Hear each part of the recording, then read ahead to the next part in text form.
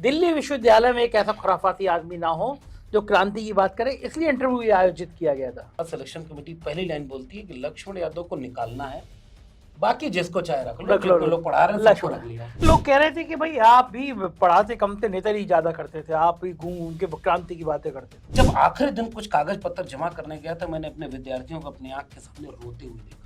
अगला कदम क्या है? राजनीति। अगर अच्छे लोग राजनीति में नहीं आएंगे तो बुरे लोगों की राजनीति के शिकार होंगे। इन सारे मुद्दों पे, इन सारी बातों पर राम मंदिर भारी पड़ता हुआ नजर नहीं आ रहा। मैं एक सवाल पूछूं आपसे, बाबरी मस्जिद का गिराया जाना और राम मंदिर का बनाया जाना, दोनों में से बड़ी घटना कौन सी है? गिराया जाना और उसके बाद भी बीजेपी गिर गई। हमन है इश्क मस्ताना, हमन को होशियारी क्या, रहें आजाद या जग में हमन को बेकरारी। क्या बात है। लक्ष्मण जी, नौकरी चली गई, कैसा लग रहा है? अचानक से वो सब कुछ छीन लिया जाए तो बहुत बुरा लगता है। नमस्कार, मैं हूं संजय शर्मा, आप देख रहे हैं 4PM न्यूज नेटवर्क। जब आप राजा के खिलाफ कोई आवाज निकालते हैं, जब राजा की शान में गुस्ताखी करने की हिम्मत करते हैं, और जब राजा के बनाए हुए नियम कायदों पे कोई टीका टिप्पणी करते हो, तो राजा क्या क्या कर सकता है, इसकी हजारों मिसालें आपको इतिहास से मिल जाएंगी। लेकिन मौजूदा दौर भी किसी राज शासन से कम नहीं है। अगर आप सरकार से सवाल करेंगे, सरकार से पूछेंगे कि ये दलितों, पिछड़ों, अल्पसंख्यकों पे अत्याचार क्यों हो रहे हैं, सरकार से पूछेंगे कि बेरोजगार क्यों आ रहे हैं, और सरकार से पूछेंगे यूनिवर्सिटी के 22 शासक संघ के पृष्ठभूमि के क्यों बनाए जा रहे हैं, तो राजा क्या करेगा? राजा आपकी नौकरी को टाटा बाय बाय कर देगा। लेकिन कुछ लोग ऐसे दीवाने होते हैं, वो चिंता ही नहीं करते कि भाई नौकरी जा रही है तो जाए, हम कुछ भी कर लेंगे, लेकिन अपने सिद्धांतों से, अपनी जबान से, अपनी कलम से समझौता नहीं करेंगे।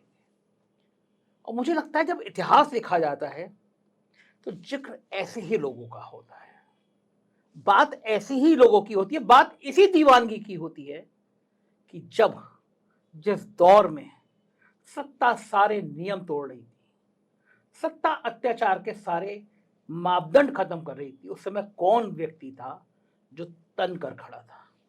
मेरा सौभाग्य है कि मेरे दफ्तर में आज एक ऐसे ही नौजवान आए हैं जो इस सिद्धांत के पालन में अपना सर्वस्व अर्पण करने को तैयार है, सब कुछ होम करने को तैयार हैं। नाम है लक्ष्मण यादव, दिल्ली विश्वविद्यालय के भूतपूर्व प्रोफेसर। लक्ष्मण जी, नौकरी चली गई, कैसा लग रहा है? पहले तो बहुत शुक्रिया संजय भाई, और नौकरी चली गई ये कहा जाए कि अच्छा तो नहीं लग रहा है क्योंकि मेरा ही सवाल भेज चुका था नेचुरली। हाँ। नहीं, लेकिन फिर भी नौकरी चली गई एक लिहाज से अच्छा भी लग रहा है। तानाशाही के दौर में अगर आपके ऊपर ये ऐसी कार्रवाई ना हो तो ऐसा लगता है कि कहीं अपने उसूलों और ज़मीर में कोई कमी है। तो एक तो तमगा मिल गया, तो वैसे तो अच्छा लग रहा है कि इसका मतलब मेरा काम तानाशाह के खिलाफ और संविधान और न्याय के पक्ष में है। अब बाकी करियर के लिहाज से कहें तो किसी प्रोफेसर से उसकी क्लासरूम छीन ली जाए, उसकी कक्षाएं उससे छीन ली जाएं, तो वो बड़ा बुरा होता है। 14 साल जिस क्लासरूम में पढ़ाया हो, कई करियर के ऑप्शन छोड़ दिया हो कि नहीं प्रोफेसर बनेंगे। मेरे पिताजी बचपन में कहा करते थे कि हमारा बच्चा बड़ा होकर कलेक्टर बनेगा। मैं किताब लिख रहा हूँ, उसमें कुछ अफसाने रहेंगे इसके। कलेक्टर बनना छोड़ दिया, गए थे यूपीएससी की तैयारी करने, क्योंकि क्लासरूम का माहौल जब मिला तो हमें लगा कि ये वो जगह है जिसमें हम खुद जीते हैं। पढ़ाते कम हैं, पढ़ते भी हैं। 14 साल 14 बैच पढ़ाया, 14 पीढ़ियाँ एक तरह से हैं, उन सब से बहुत कुछ सीखा है। अचानक से वो सब कुछ छीन लिया जाए तो बहुत बुरा लगता है। लेकिन हाँ, मैंने कहा ना कि अच्छा इसलिए लगा कि चलो एक तानाशाह ने हमारे ऊपर भी अगर कोई जुल्म सितम किया तो ये तमगा है मेरे लिए। लेकिन लक्ष्मण जी, आप तो बड़े होशियार प्रोफेसर थे ना, मतलब आपकी जो पिछला शैक्षिक पृष्ठभूमि देखी जाए, थोड़ा बताएंगे इसके बारे में? हालांकि खुद से ही अपने बारे में क्या ही तारीफ करना, लेकिन अब तो करना पड़ेगा। जब तक नौकरी में थे तब तक नहीं कहते थे, लेकिन अभी असल में आपने जो भूमिका अपनी की आपकी पत्रकारिता की, इसीलिए तो हम लोग कायल हैं। अच्छा, मैं ये कहना ही भूल गया कि जब आप नहीं डर रहे, आप जैसे लोग, अब बहुत सारे लोग तो कलम तो दरबार की गुलाम बन गई है। लोग 10 साल पहले और 10 साल बाद में इतने बदल गए, ब्लैक एंड व्हाइट हो गए कि लोग ट्वीट करते हैं कि भाई तुम पहले कैसे थे, पहले और बहुत सारे लोग ऐसे ना उसूलों पर जो तब भी खड़े थे, उसूलों पर आज भी।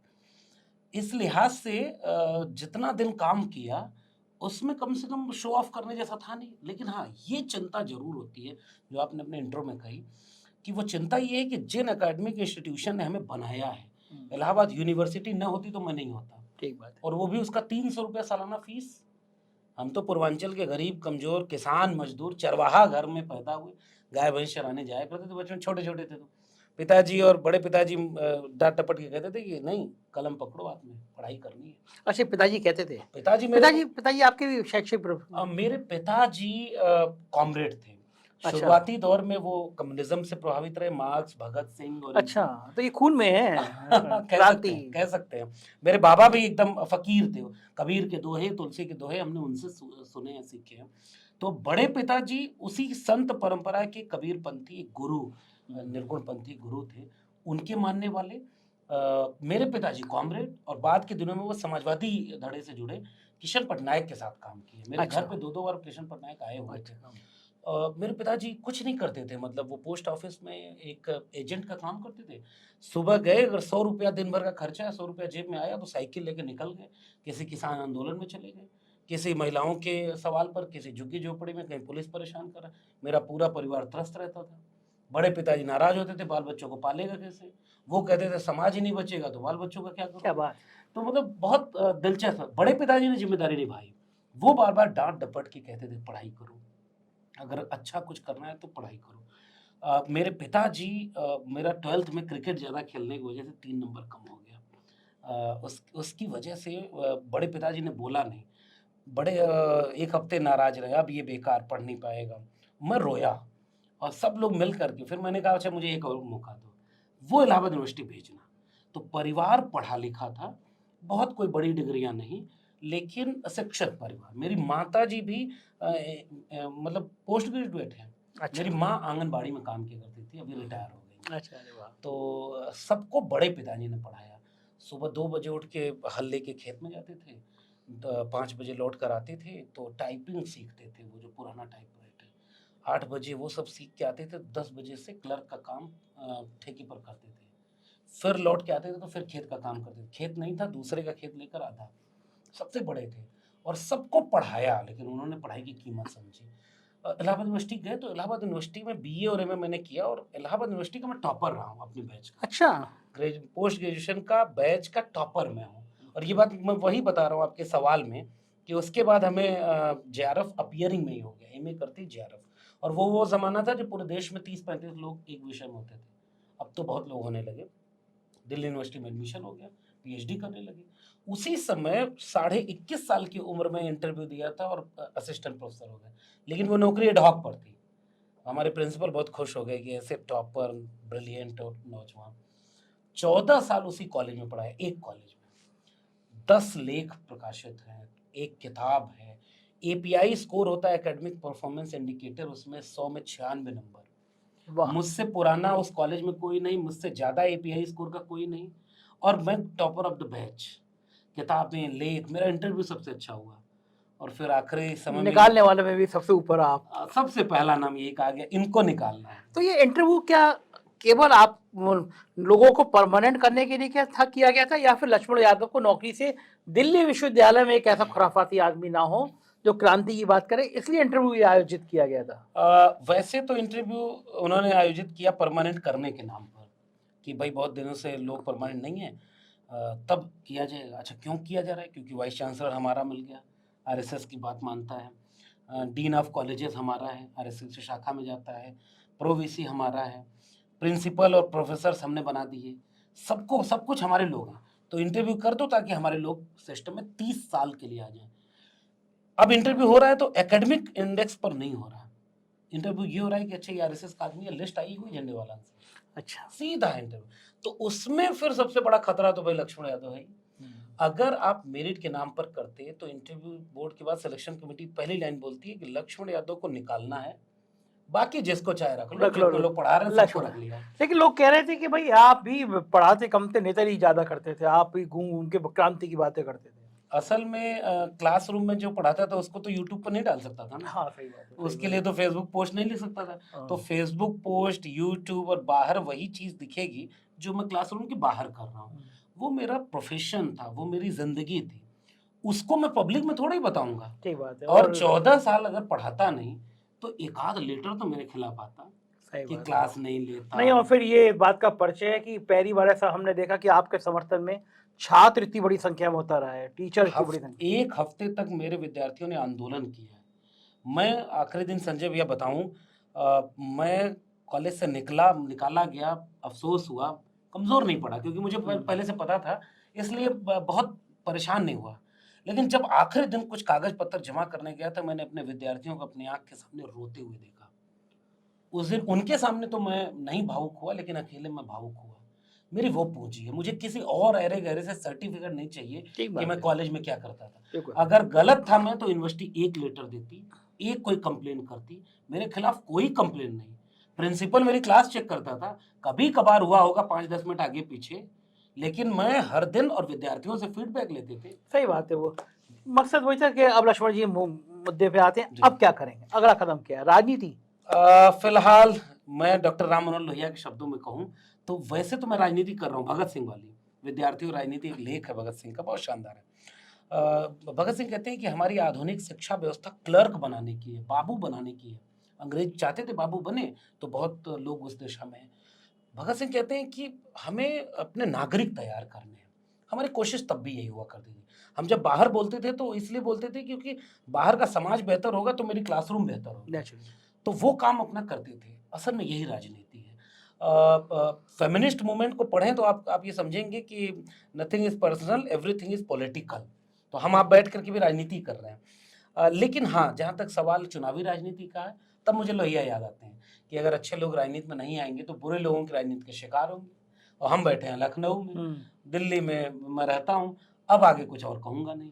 तो अब आप लखनऊ और दिल्ली के बीच में सेतु बने हुए हैं। जी। पार्टी-वार्टी तय कर ली? कौन-सी पार्टी में जाना है? फिलहाल अभी ऐसा कुछ नहीं, फिलहाल एक चीज़ तय कर लिया है। जिस ज़ालिम, तानाशाह और संविधान विरोधी लोगों ने हमारे ऊपर ये सितम ढाया, हमसे हमारा ख़्वाब छीन लिया, इस चुनाव में उनके खिलाफ कोई कसर नहीं छोड़ेंगे, जो करना होगा करेंगे।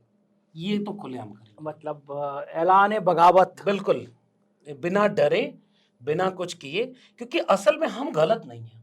हम संविधान को बचाने के लिए आएँगे।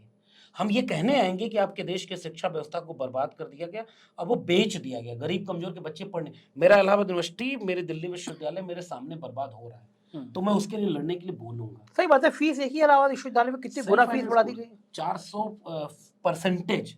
मेरे दिल्ली विश्वविद्यालय में आज से 10 साल पहले जब मैं टीचर बना था, तो 14 साल पहले जो फीस 3000 4000 थी, आज की डेट में 40,000 हो गई है। बाप और रे! जैसे ही एनईपी आई कि सेल्फ फाइनेंस कोर्सेज़ आएँगे क्योंकि अब लोन ले रहे हैं यूनिवर्सिटी। हाँ। लोन लेगी तो एक बीए करने में आपको 5 लाख रुपया देना पड़ेगा, जो प्राइवेट में दे रहे हैं आप। ओफ़ो! तो अगर ये प्राइवेट यूनिवर्सिटी सारी बन जाएगी और विदेश से कैंपस लाए जा रहे हैं, ये तो गरीब जनता देख ही नहीं पा रही क्योंकि 5 किलो अनाज मिल रहा है।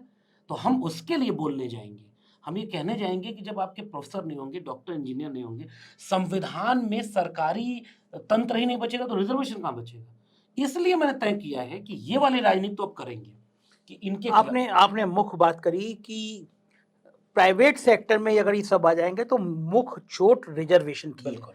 संघ का एक बयान भी आया था, बिहार का पूरा चुनाव पलट गया था। आपको क्या लगता है संघ या भाजपा आरक्षण के खिलाफ है? उनके तो विचारक ये कहते हैं गोडसे, गोलवलकर, हेडगेवार, सावरकर, सारे दक्षिणपंथी विचारकों को पढ़ लें। उनके अपने फिलॉसफर चाहे वो श्यामा प्रसाद मुखर्जी हों, चाहे वो दीनदयाल उपाध्याय हों। क्या है सबकी फिलॉसफी का निचोड़ बताऊँ? शरीर है तो मस्तिष्क का काम मस्तिष्क करे, पैर का काम पैर करे। और ये तब का विचार नहीं, आज भी बहुत सारे मोटिवेशनल स्पीकर बोल देते हैं, कोई संत महात्मा का चोला पहने लोग बोल देते हैं, आरक्षण तो गलत चीज़ है। क्योंकि जो पैर में है वो सर पे नहीं आना चाहिए। संविधान कहता है पैर और सर जैसा नागरिक नहीं होता, इंसान बराबर होता है। आरक्षण इसलिए था क्योंकि हज़ारों साल से इस देश में दूसरे किस्म का आरक्षण चल रहा था। संविधान ने कहा कि जिसको जाति के नाम पर प्रताड़ित किया गया, उसको कम से कम बराबर लाने के लिए मौका दो। और सरकारी शिक्षा और सरकारी नौकरी 2 ही जगह तो आरक्षण है। अगर सरकारी चीज़ें ही नहीं बचेंगी तो आरक्षण कहाँ बचेगा? और जहाँ आरक्षण नहीं है, देश के वे जगहें कितनी डेमोक्रेटिक हुई हैं, कितनी इंक्लूसिव हुई हैं। मीडिया मीडिया में कोई रिजर्वेशन नहीं है। और ऑक्सफैम की रिपोर्ट 2023 की कहती है कि 121 पोस्ट जो टॉप पोस्ट है मीडिया की डिसीजन मेकिंग की, उसमें एक दलित और एक ओबीसी या ट्राइब एक भी नहीं है। तो ये भारत का अमृत काल का मीडिया तो नहीं बन पाया ना। ठीक बात। तो जहां रिजर्वेशन नहीं है वहां कौन है? जजेस में रिजर्वेशन नहीं है, डॉक्टर्स में, प्राइवेट सेक्टर में कहीं रिजर्वेशन नहीं है। इसका मतलब जहां रिजर्वेशन आया उसने डेमोक्रेटाइज बनाया। ये चाहते हैं कि ये पूरी तरह खत्म हो जाए। तो ये आरएसएस का विचार है, थोड़े से लोगों की सत्ता कायम रहे, चाहे वो थोड़े से पूंजीपति हो, थोड़े से नेता हो, थोड़ा सा समाज में लोग हो, बाकी लोग गुलाम बने रहे। संविधान इसी के खिलाफ था कि नहीं, गुलाम कोई नहीं रहेगा। ये 5 किलो अनाज 5 साल तक 80 करोड़ लोग, तो ये 80 करोड़ लोग कौन है भाई जो अगले 5 साल भी इतने गरीब रहने वाले हैं कि सरकार को 5 किलो अनाज देना पड़ेगा। तो इसलिए ये रिजर्वेशन विरोधी है, ये समानता और न्याय के मूल्य के विरोधी है। इसलिए हम इसके खिलाफ काम करने की बात करते हैं। लेकिन आप कह रहे हैं कि संविधान के विरोधी हैं, आरक्षण के विरोधी हैं। अभी 5 राज्यों में, 3 बड़े राज्यों में फिर ये बम बम जीत के आए हैं। चुनाव जीतने की कई वजह हैं। निश्चित रूप से कभी मंदिर के नाम पर चुनाव, कभी धर्म के नाम पर चुनाव, कभी लोग कहने लगे हैं आजकल ईवीएम में क्या गड़बड़ हो रही है, चुनाव के वक्त में क्या क्या रणनीति बन जा रही है, आरएसएस का काम करना। चुनाव जीतना एक बात है, चुनाव के बाद जो कुछ हो रहा है मुझे लग रहा है वो एक बहुत बड़ी वजह है। 24 का चुनाव आने वाला है, उस पूरे विधानसभा चुनाव में चुनाव जीतने के पीछे बीजेपी के साथ साथ कुछ भूमिका कांग्रेस के हारने की भी रही है, कांग्रेस की गलतियों की रही है, कुछ लोगों की भी रही है। एक समय में लोग प्याज का दाम बढ़ने पर सरकार गिरा दिया करते थे, नमक का दाम बढ़ता था तो एक इशू हो जाता था। आज सब कुछ का दाम बढ़ गया, जनता में कोई 500 रुपए पेट्रोल हो जाए वोट उन्हीं को देंगे। ये जो एक नई पीढ़ी तैयार कर दी गई 2014 के बाद, एक नया नागरिक पैदा हो गया और वो हर जाति में घुस गया धीरे धीरे। कुछ भी हो जाए मंदिर तो वो बना रहे हैं, कुछ भी हो जाए उन्होंने मुसलमानों को ठिकाने लगा दिया, कुछ भी हो जाए इन्होंने जो है पाकिस्तान को सबक सिखा दिया, पूरी दुनिया में डंका बज रहा है। इस सब नैरेटिव, मीडिया उनके हाथ में, हजारों व्हाट्सएप उनके पास, पैसा उनके पास, अरबों रुपया, जो वहां से झूठ फैला रहे हैं गांव तक पहुंच रहा है। एजुकेशन चौपट हो गई, इंप्लीमेंट है नहीं। ये सारा मिलकर के चुनाव को निर्धारित कर रहा है। लेकिन फिर भी मेरा मानना है कि चुनाव ये तय नहीं करेगा कि उनका विचार सही हो गया। डेमोक्रेसी ये कहेगी कि एक न एक दिन आएगा, देश के लोग समझेंगे कि उनके बच्चों का भविष्य बर्बाद हुआ है। लेकिन कैसे ठीक होगा? आप देखें कि उनका मुकाबला करने के लिए इंडिया गठबंधन बना, वो अभी तक सीट ही तय नहीं कर पा रहा। उत्तर प्रदेश में यही नहीं तय कर पा रही कांग्रेस की सपा के साथ जाएगी या बसपा के साथ जाएगी। ये चुनौती है और निश्चित रूप से अब ये 2024 का चुनाव ऐसा चुनाव आने वाला है कि जो कोई अपनी पार्टी बचाने के लिए अगर लड़ेगा, कोई अपना संगठन मजबूत कर ले, कोई इन क्षेत्रीय दलों को खत्म कर ले, राष्ट्रीय पार्टी बन जाए, कोई क्षेत्रीय दल सोचे कि उनको कमजोर करके हम मजबूत हो जाएं, ये सारे लोग मारे जाएंगे। इन सब के सामने लोकतंत्र बचाने का चुनाव सामने है। अगर ये गलती हो रही है, निश्चित रूप से गलती हो रही है। ये गलती शुरू कहाँ से हुई? 14 एंकरों का बैन लगाया गया और एक मुख्यमंत्री पद के दावेदार मध्य प्रदेश में, उनको हेलीकॉप्टर में घुमाने लगे, इंटरव्यू देने लगे। गठबंधन की पहली रैली अक्टूबर के फर्स्ट वीक में होनी तय हुई, उन्होंने मना कर दिया, मध्य प्रदेश में रैली नहीं होगी। वो बागेश्वर धाम वाले के चरण में बैठे थे, उन्होंने निभाया नहीं, अपने दलों को नाराज किया। अखिलेश वखिलेश, अब देर कर दिया। यहाँ तक मुझे लग रहा है कि सबको बड़ा दिल दिखाकर, और मैं यूपी के लिए भी कह रहा हूँ, मेरा मानना यह है कि बतौर एक सामाजिक कार्यकर्ता या बुद्धिजीवी तो मैं अपने को नहीं मानता, लेकिन फिर भी मेरा विश्लेषण ही कहता है सबको एक होकर लड़ना होगा और अविलंब ये सीटों का बंटवारा तय करके सब एक साथ रैली में उतर जाएं और सबको दिल बड़ा करना होगा, नाक छोटी करनी होगी, वरना 24 के बाद ये देश वैसा नहीं रहेगा जैसा अभी फिलहाल है। सबको मतलब उत्तर प्रदेश में कांग्रेस, सपा, बसपा, सबको? मेरा मानना है कि सबको आना चाहिए। आदरणीय मायावती जी बड़ी नेता हैं। मैं उनके समाज की भावना को महसूस करके कहता हूं कि पूरे देश में आज भी केवल एक चुनावी पार्टी, दुनिया में जिस चुनावी पार्टी की रैली में संविधान की प्रतियां बिका करती थी, लोग सीने से लगा के ले जाते थे, वो है बसपा। माननीय कांशीराम मिशन कहते थे बसपा को। वो कहती थी कि न्याय, समता और संविधान हमारे लिए मूल है। उनका वोटर भी ये समझता है कि आज वो लोग सरकार में बैठे हैं और 24 में वो जीत गए जो संविधान बदलने की बात करते हैं, तो उनका समाज कहेगा कि संविधान बदलने वालों को कुर्सी से बदल दो। यही बात अगर जाति जनगणना होनी चाहिए, बेरोजगारी मुद्दा है, संविधान को बचाना है, लोकतंत्र को बचाना है, यही बात बसपा की है, यही बात सपा कह रही है, अखिलेश यादव कह रहे हैं, पीडीए, यही बात राहुल गांधी कह रहे हैं, तो फिर तीनों को एक क्यों नहीं होना चाहिए? ठीक बात। लेकिन इन सारे मुद्दों पे, इन सारी बातों पर राम मंदिर भारी पड़ता हुआ नजर नहीं आ रहा। फिलहाल तो एक बात है कि भाई मंदिर वहीं बनाएंगे, बन गया, लोग और पूरा तंत्र लग गया है, टेलीविजन चैनल के वहाँ सेंटर खुल गए हैं। अब तो सुन रहे हैं ऐड वेड वहाँ से डिसाइड हो रहा है कि अयोध्या में किसका किसका परमानेंट सेंटर खुल गया है, प्रचार हो रहा है, सोशल मीडिया है, गांव गांव से अक्षत ले आओ तो दीप जलाओ, सब कुछ हो रहा है। मैं एक सवाल पूछूं आपसे, बाबरी मस्जिद का गिराया जाना और राम मंदिर का बनाया जाना, दोनों में से बड़ी घटना कौन सी होनी चाहिए? गिराया ना, गिराया जाना, और उसके बाद भी बीजेपी गिर गई, सरकार नहीं बना पाई थी। हाँ, कुछ परिस्थितियां अलग थी, माहौल अलग था, नेता अलग थे, लेकिन फिर भी मुझे पता नहीं क्यों लगता है कि लोगों को ये लग रहा है कि राम सबके थे, राम तो कबीर के भी हैं। मैं तो हिंदी साहित्य का विद्यार्थी हूँ। हाँ कबीर सुनेंगे हाँ, आप। वही तो, अब राम तुलसी के हैं, राम कबीर के हैं, राम घर घर में थे। राम के नाम पर राजनीति जो बीजेपी ने की है, निश्चित रूप से इसका फायदा बीजेपी को हुआ। लाल कृष्ण आडवाणी का बयान हो चाहे सुषमा स्वराज का बयान हो, दोनों ने खुल के कहा कि जय श्री राम एक पॉलिटिकल नारा है, हमने राम मंदिर आंदोलन चलाया तो हमें फायदा होगा। इस आधार पर अगर आप कहेंगे कि जो प्रचार हो रहा है, जो मीडिया को मैनेज कर लिया गया है, राम मंदिर उनके लिए सबसे बड़ा एजेंडा है, जिसपे 30 साल से उन्होंने राजनीति की है, इस आधार पर कह सकते हैं कि लाभ उनको होगा। फिर भी मेरा एक विवेक ये कहता है कि इस देश की जनता समझती है मंदिर बन गया अच्छी बात है, संविधान कहता है कि मंदिर बनाने वाले मंदिर बनाए, मस्जिद बनाने वाले मस्जिद बनाए, जिसको मंदिर में जाना वो मस्जिद मंदिर जाए, मस्जिद वाले मस्जिद में जाए, संविधान सबको कहता है। ये काम धर्म के लोगों का है, ये काम एक सरकार का नहीं है। सरकार का काम हॉस्पिटल, स्कूल, कॉलेज, हाँ ठीक है, आप प्रधानमंत्री हैं, आप मुख्यमंत्री हैं, आप जाएं, बढ़िया है, इससे बेरोजगारी का सवाल कैसे खत्म हो जाएगा? बीजेपी चाहेगी कि इस सब सवालों पर कोई बात ही ना हो। जनता से मैं एक सवाल पूछना चाहता हूं, जो राम को लाए हैं हम उनको लाएंगे, राम को कौन लाया? सही बात है। हमें तो लगता था कि राम सबको लाए शाम हैं, सबको लाएंगे। और आप कह रहे हैं कि मोदी जी पकड़ के रामलला को ले जा रहे हैं। नहीं, मुझे लगता है कि हिंदू अगर वाकई कोई राम भक्त होगा तो इससे उसकी भावना आहत होगी। ठीक बात है, तो खराब मुझे लग रहा है कि बड़ा मुद्दा है, बीजेपी के पक्ष में जा रहा है, लेकिन अंततः सब कुछ इसी से तय नहीं होगा।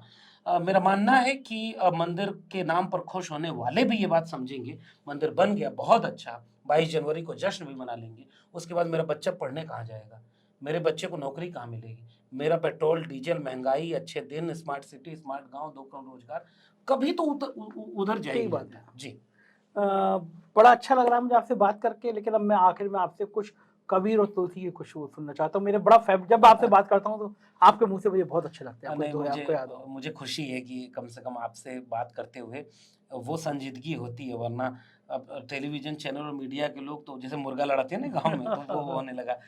मेरा मानना ये कि मैं हिंदी साहित्य का विद्यार्थी रहा हूँ, और आइडिया ऑफ इंडिया की जब हम बात करते हैं तो ये बेपनाह खूबसूरत देश है भारत, इतना गजब का देश है कि एक तरफ वेद पुराण लिखे जा रहे थे, तो उसी में वेदांग भी आ रहे थे, जिसमें से 3 दर्शन वेदांग के पदार्थवादी हैं, विज्ञानवादी हैं, पाखंड और अंधविश्वास का विरोध कर रहे हैं, और दूसरी तरफ लोग उसको भी मान रहे हैं। ये देश इतना खूबसूरत है कि एक तरफ उपनिषद और ब्राह्मण ग्रंथ लिखे जा रहे हैं, तो दूसरी तरफ चारवाक और लोकायत पैदा हो रहे हैं। एक तरफ जो है वेदों पुराणों का सिस्टम है, दूसरी तरफ बुद्ध हैं, आजीवक हैं और जैन हैं। थोड़ा सफर आगे बढ़ता है तो कभी शंकराचार्य आते हैं, तो कभी कबीर आते हैं। सही बात है। अब मैं बार बार इसलिए कहता हूँ, बुद्ध कहते थे कि प्रज्ञाशील, करुणा, प्रेम, बाकी ईश्वर तुम्हारे दिल में है। कबीर का एक दोहा याद है मुझे, आइडिया ऑफ इंडिया यहाँ से नजर आता है, मोको कहाँ ढूंढे रे बंदे, मैं तो तेरे पास में, दुनिया ऐसी बावरी पाथर पूजे जाए।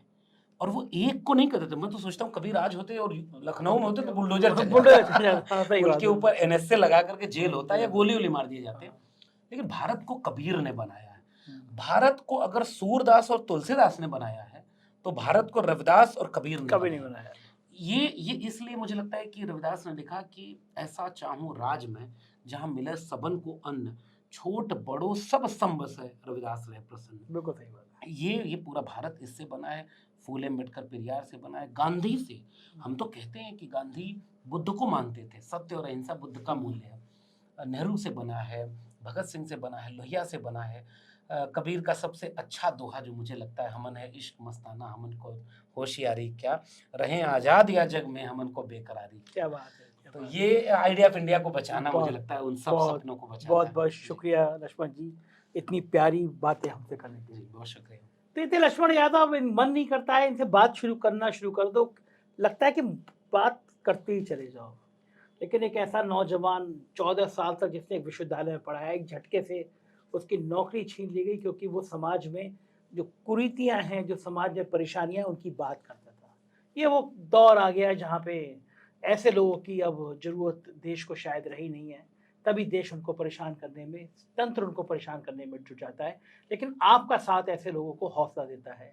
इस वीडियो के नीचे कमेंट करके बताइएगा, आपके कमेंट लक्ष्मण जी का हौसला बढ़ाएँगे, मेरा भी बढ़ाएँगे। कैसा लगा? इंतज़ार रहेगा। शुक्रिया, थैंक यू।